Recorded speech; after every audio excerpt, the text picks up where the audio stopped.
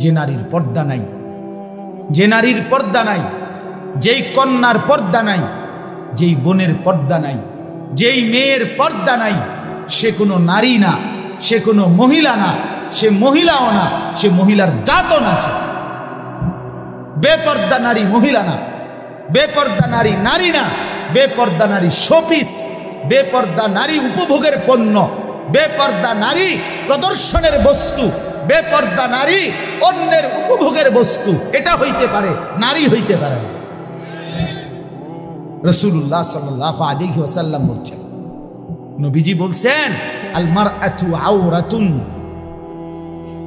নারী বলে কাকে? খোদার কসম, নবীর হাদিস, নারী বলে তাকে যে নিজেকে আড়াল রাখে। আওরাত, আওরাত, যে নিজেকে লুকিয়ে রাখে, যে নিজেকে গোপন রাখে, যে নিজেকে আড়াল করে, তাকেই বলে নারী। এক শব্দে নবী বলছে, ফাইজা খারাজাত ইস্তাশরাফাহা শাইতান।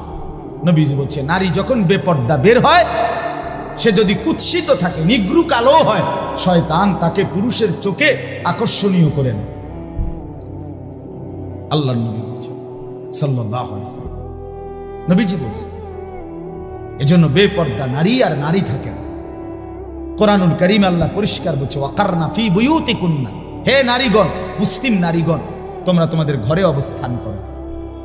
ওয়ালা তাবাররাজনা তাবাররুজাল জাহিলিয়াতিল উলা, তোমরা যখন একান্ত প্রয়োজনে কোনো যৌক্তিক কারণে যদি বাইরে বের হতে হয়, হ্যাঁ হইতেই হয়, বাবার বাড়ি যাবে, স্বামীর বাড়ি যাবে, হসপিটালে যাবে, একান্ত প্রয়োজনে বাজারে কোনো কারণে যেতেই হলো, শুধু শুধু নারীর ব্যক্তিগত কিছু জিনিস এমন হতেই পারে যেটা ওই বেটির উপস্থিত থাকতে হবে, হ্যাঁ হতে পারে, কিন্তু তাই বলে কি লোড়া, বদনা, ফাঙ্গাস, তেলাপিয়া, দৈন্যতা, কাঁচামরিচ, ধুন্দুল, করলা, কি তো সব কিছু বেডি কিনবে, হ্যাঁ? তো ব্যাড হইতে পারে কিতা করে। আজকের মহিলাদের হালাত হলে, স্বামী হলো শুধু টাকা উপার্জনের মেশিন, এটিএম বুথ।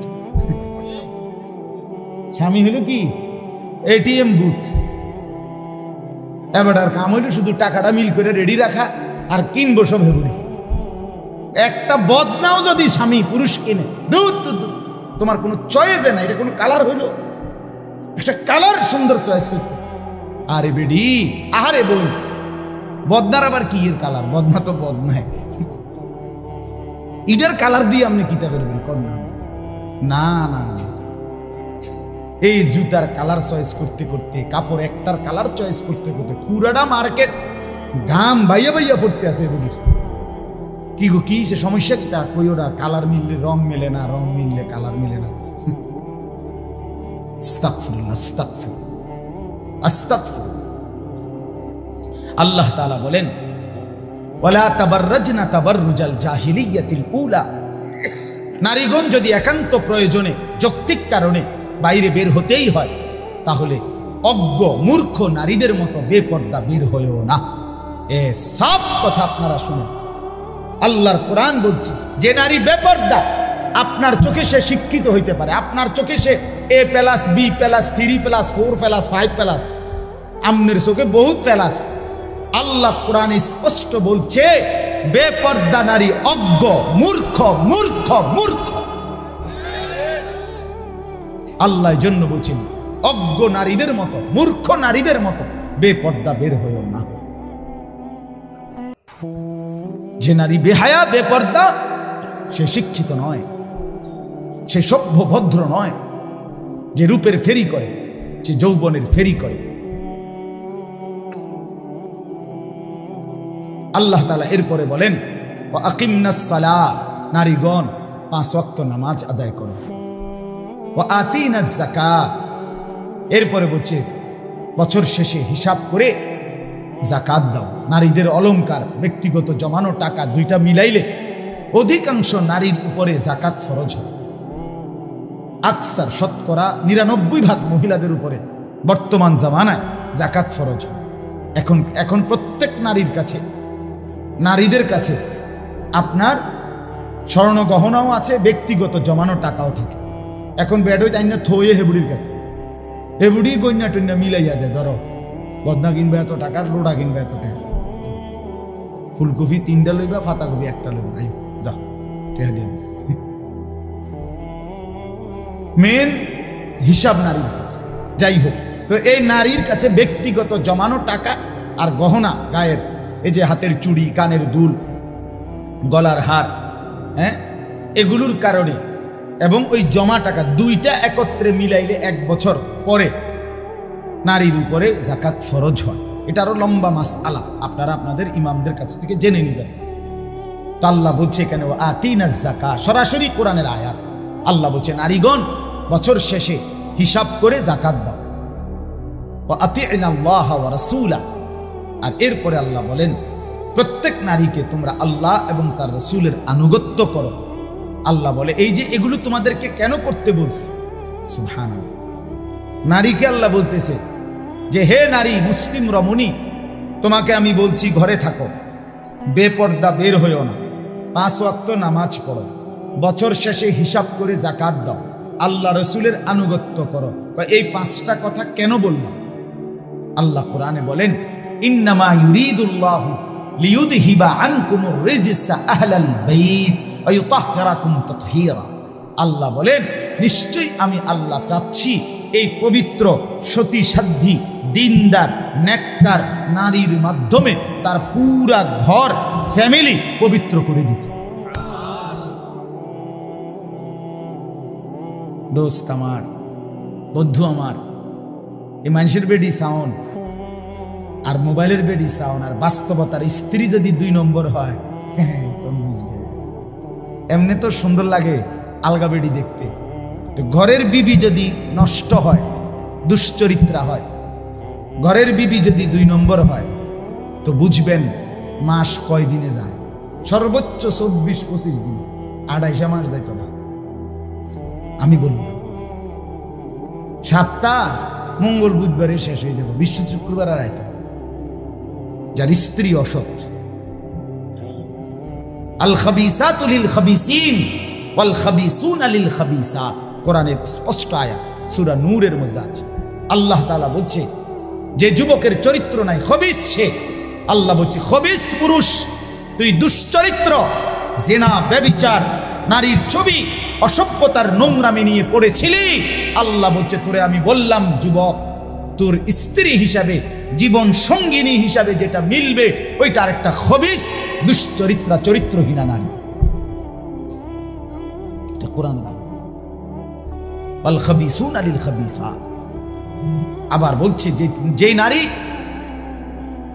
যেই মেয়ে তার ইজ্জত, সতীত্ব, পর্দা, সম্ভ্রম, হায়া, লজ্জা যেই নারী নষ্ট করছে, খোদার কসম আল্লাহ কোরআনে বলছে যে হে নারী, হে রমণী, হে মেয়ে, মনে রাখো তোমার কপালে জুটবে আরেকটা খবিস দুশ্চরিত্র পুরুষ। তখন বুঝবেন আমি তো ব্যক্তিগতভাবে অসংখ্য যুবকের, অসংখ্য বিবাহিত পুরুষের ব্যক্তিগত হালাত শুনি আমার জীবনে। আমার পকেটে সব সময় কাগজ থাকে, কত মানুষ কত কাগজ দেয়, লিখা দেয়, দোয়া চায়, যে কিতা কিতা লেখে, যেগুলো পড়ি রাত্রে বইয়ে বইয়ে, গাড়ির মধ্যে বসে বসে অনেক সময়। আহা, পারিবারিক জীবনের কষ্ট কি পরিমাণ। যুবক লিখছে 8 বছর হুজুর প্রেম করলাম, 8 বছরে আমি আর ও কোনোদিন কারো কোনো ভুল দেখি নাই, গভীর প্রেম, গভীর রিলেশন লিখছে, রিলেশন ইংরেজি মারছে। 8 বছর পরে বিয়ে করলাম, এখন 1 বছর না যাইতে সংসারটা জাহান্নামের টুকরা হয়ে গেছে। সরাসরি নওজোয়ান যুবক বলছে, কেন? এখন আমার স্ত্রী মনে করে আমি নাকি অন্য মেয়ের সাথে সম্পর্ক। আমার কাছেও 24 ঘন্টা মনে হয় আমার স্ত্রী অন্য ছেলের সাথে কথা বলে। এখন আর কিছুতেই শান্তি লাগতেছে না, কি করব বলেন? এই কষ্ট আপেল 1 কেজি খাইলে সারে না? কথা কর না কেন, বলো না বন্ধু? এই পেরেশানিটা মালটা খাইয়া, আপেল খাইয়া যাবো কেন? কি পরিমাণ মুসিবত এটা। আমার যুবক ভাই, হাত জোর করে আমি এতগুলো মুরব্বীর সামনে হিম্মত করে বলছি, তোমাদের ভালোর জন্য খোলামেলা বলছি। আল্লাহ তাআলা যেই চাহিদা আল্লাহ দিয়েছেন, খোদার কসম আমি প্রত্যেক দিন বলি, সেই চাহিদা পূরণেরও হালাল ব্যবস্থা আল্লাহ রেখেছেন। এই যে আমাদের যে তৃষ্ণা, আমরা পানির তৃষ্ণা হয় না, এটা একটা চাহিদা, মানে তৃষ্ণা, পানির চাহিদা। তো এটা দান দিছে কে? এই চাহিদাটা আসছে কার থেকে? তো এটা পূরণের জন্য হালাল পানি আল্লাহ ব্যবস্থা রাখছে। আমাদের যে ক্ষুধার চাহিদা, এটা কে দিছে? তো এটা পূরণের জন্য হালাল খাবার, রিজিক আল্লাহ তাআলা ব্যবস্থা রাখছে কিনা? ঠিক অবিকল আমাদের ভিতরের যে শাহওয়াত, লজ্জাস্থানের যে চাহিদা, কামনা, বাসনা আমার ভিতরে যে তৈরি হয়, এটা আল্লাহ প্রদত্ত চাহিদা। এটা আমাদের সৃষ্টি না, আমাদের তৈরি না। কথা বুঝেন নাই আপনি? এটা কে দিছে? এটা আল্লাহ বলেন আমি দিছি। যুইয়িনা লিন-নাসি হুব্বুশ শাহওয়াত, শাহওয়াত আমার দেওয়া। আল্লাহ বলেন যেটা আমি চাহিদা দিয়েছি, যৌন চাহিদা, খোদার কসম আল্লাহ কোরআনে সূরা রোমে বলছে, আমার বান্দা প্রত্যেকটা পুরুষের দেহের অংশ থেকে আমি সেই চাহিদা পূরণের জন্য হালাল বৈধ স্ত্রী আমি ব্যবস্থা করেছি, আমি পৌঁছাবো। লিতাসকুনু ইলাইহা, আমার পক্ষ থেকে বৈধ হালাল স্ত্রী যখন গ্রহণ করবা, তখন সেই স্ত্রী তোমাকে প্রশান্তিতে ভরে দেবে। ওয়াজআলা বাইনাকুম মাওয়াদ্দাতাম ওয়া রাহমা, আল্লাহ বলে আর স্বামী স্ত্রীর মধ্যে হালাল হলে, বৈধ হলে আমি আল্লাহ ভালোবাসা এবং মহব্বত, দয়া, মায়া আমি নিজে দিয়ে দেব। মাওয়াদ্দাতাম ওয়া রাহমা। হ্যাঁ, রাস্তার নর্তকী, মোবাইলের নর্তকী, অসভ্য প্রেমিকা সুখের সময়ের হয়তো সহযোগী হইতে পারে, যে দুঃখ, পেরেশানি আর অস্থিরতা কিংবা বিপদ কিংবা অ্যাক্সিডেন্ট কিংবা দুর্ঘটনার সঙ্গী আর হয় না। কথা বুঝছেন? এটাই বাস্তব। কিন্তু স্ত্রী ভালোবাসে, স্ত্রী বিপদের মুহূর্তে দয়া, মায়া আর আদর সোহাগ দিয়ে ভরেও রাখে। আমার পাও ভাঙছিল মোটরসাইকেল অ্যাক্সিডেন্টে একবার 2021 সালে। আমি দীর্ঘ 6 মাস বিছানায় ছিলাম, এক জায়গায় পড়েছিলাম। এই 6 মাস স্ত্রী, আমার বিবি, আমার এই খাদ্য, খাবার, পেশাব, পায়খানা, ওযু, গোসল, নামাজ সব এক জায়গায় বসে করছে।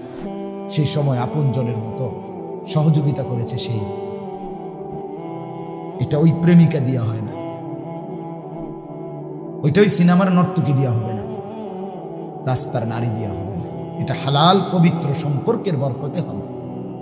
এটাই আল্লাহ বলছে, ওয়াজআলা বাইনাকুম মাওয়াদ্দাতাম ওয়া রাহমা, স্বামী স্ত্রীর মধ্যে আমি ভালোবাসাও দিয়েছি, মাওয়াদ্দা আর রাহমা, দয়া মায়াও দিয়েছি। কখনো ভালোবাসবে, কখনো দয়া মায়া দেখাবে। এজন্য আমি প্রত্যেককে বললাম, আমার বাবার আপনারা আপনাদের সন্তানদেরকে বুঝান। আপনারা সবাই মিলে, আমার প্রিয় আল্লামা মুফতি আমজাদ হুসাইন সাহেব আপনাদের সামনে মাহে রমজানকে সামনে রেখে গুরুত্বপূর্ণ কথা বলছে।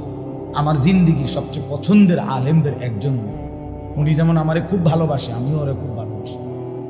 আমার ব্যক্তিগত যেই কোনো মাসআলা, আমার জীবনে যে কোনো প্রশ্ন ফতুয়া জানতে হইলে আমি প্রথম যাকে জিজ্ঞেস করি উনি আল্লামা মুফতি আমজাদ হুসাইন সাহেব।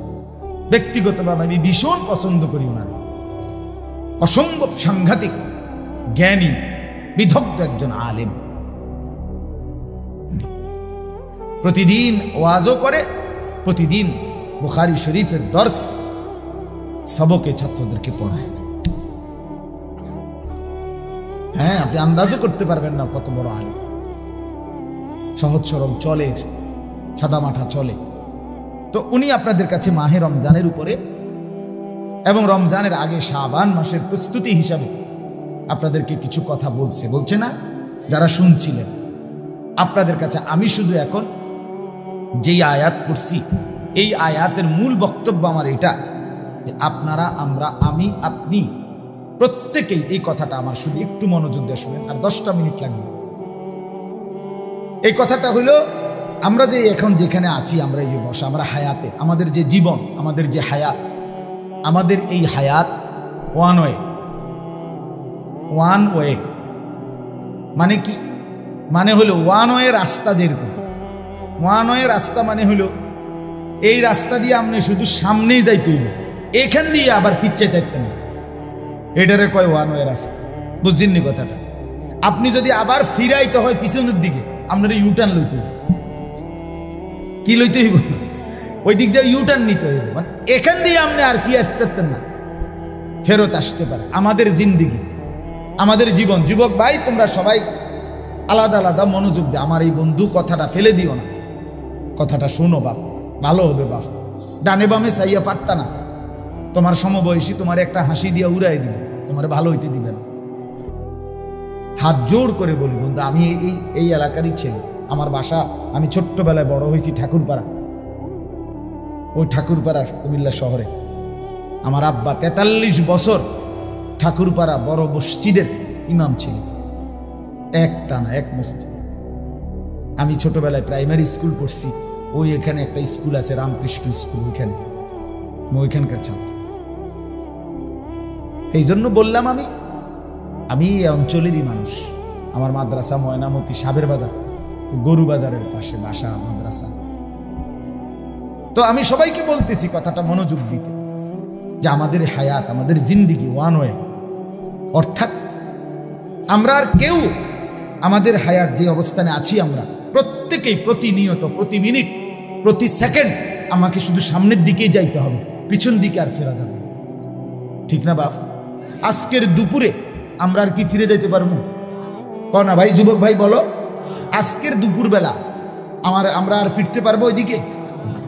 গত সপ্তাহে আর ফিরে যাওয়া যাবে? সামনে বাড়ে, যেই বলবে সামনে বাড়েন, আগে বাড়েন, আগে বাড়েন, আপনি আর পিছনের দিকে যাইতে। এটা ওয়ান ওয়ে হায়াত, শুধু ওয়ান ওয়ে, সামনেই যেতে হবে। যুবক ভাই তুমি সামনে যাইতে হবে, হয় তুমি বৃদ্ধ হবা, নয় তুমি কবরে চলে যাবে।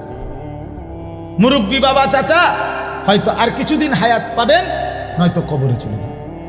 এই তো না, নাকি পিছনের দিকে যাইতে পারবে না? এলো 1 নাম্বার কথা। 2 নাম্বার কথা হলো, আমাদের এই হায়াত, আমাদের এই সময়, আমাদের এই দিন, আমাদের এই রাত একবারের জন্যই আসে, আর ফিরে আসে না।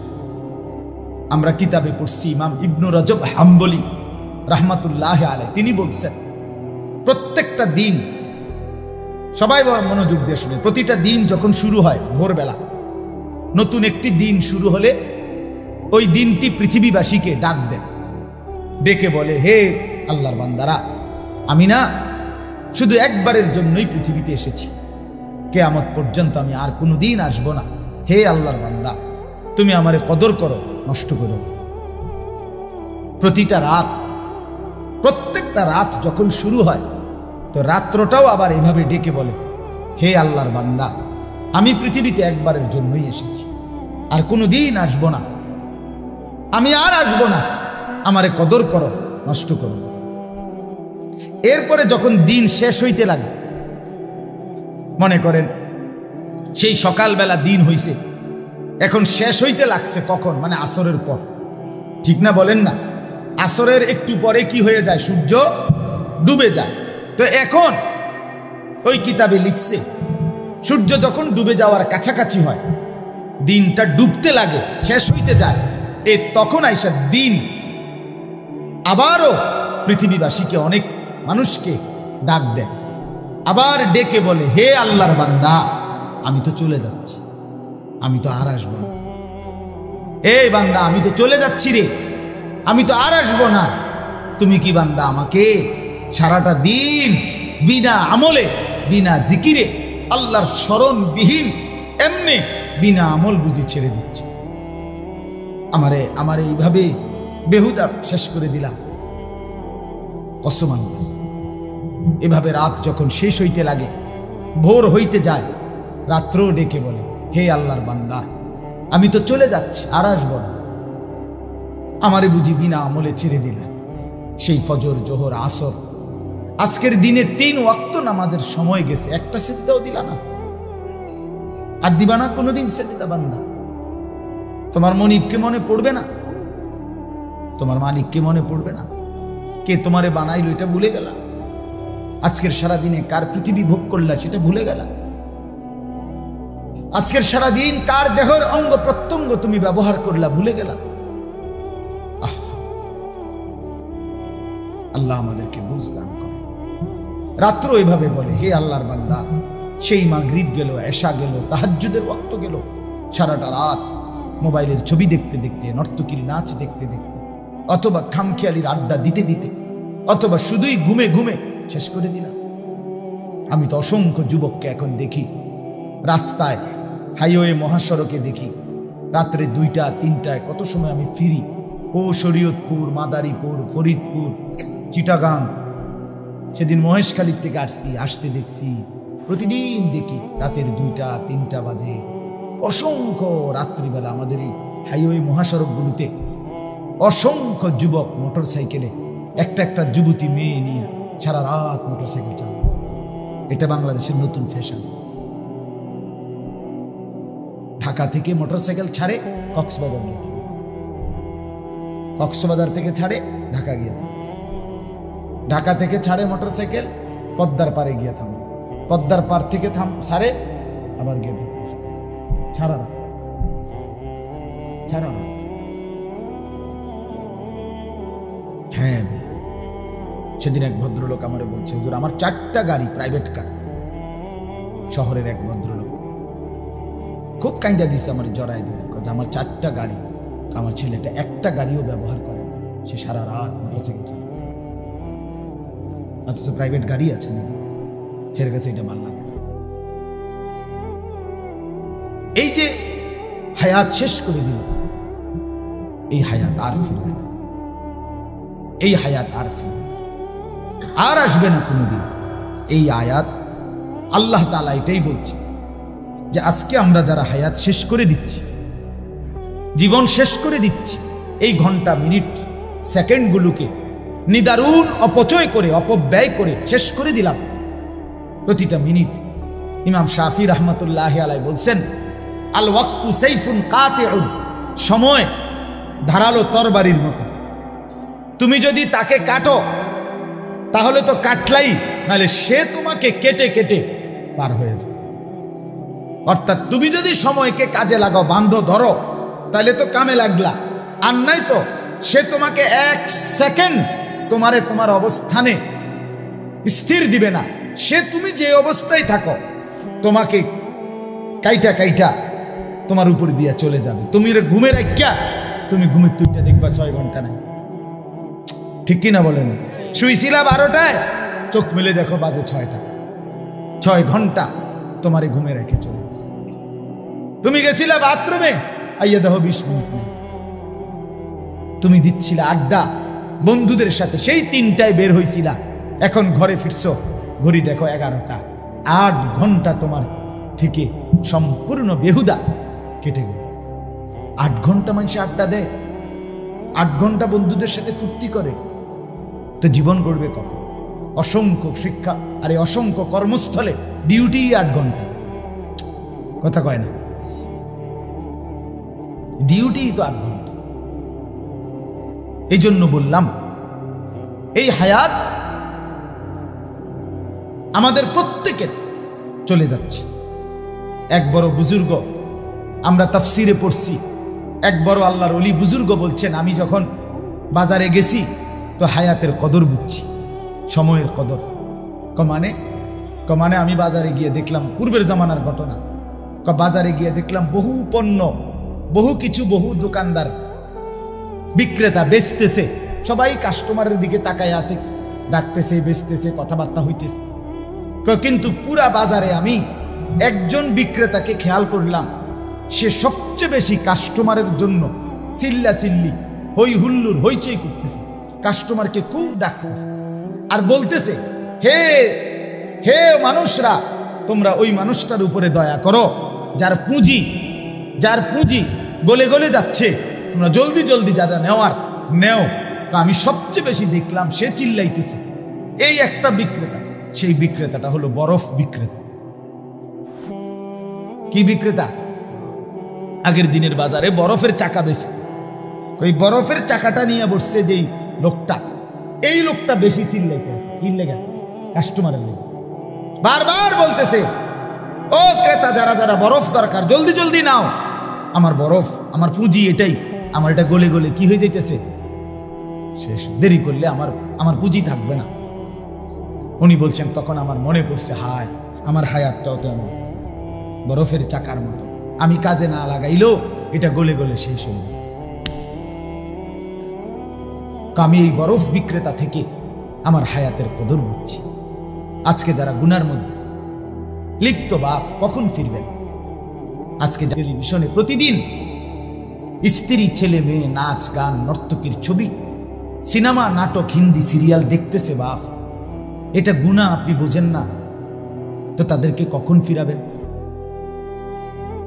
কতদিন পরে তারা ফিরবে বলেন না? রাসূলুল্লাহ সাল্লাল্লাহু আলাইহি ওয়াসাল্লামের স্পষ্ট হাদিস যে তার স্ত্রী সন্তানের জন্য গুনাহ, অসভ্যতা, অশ্লীলতা, নাফরমানি, বেহায়াপনাকে মেনে নেয়, খোদার কসম আল্লাহর নবী বলছে তাকে বলে দাইয়ুস, আর ওই দাইয়ুসের জন্য জান্নাত হারাম হারাম হারাম।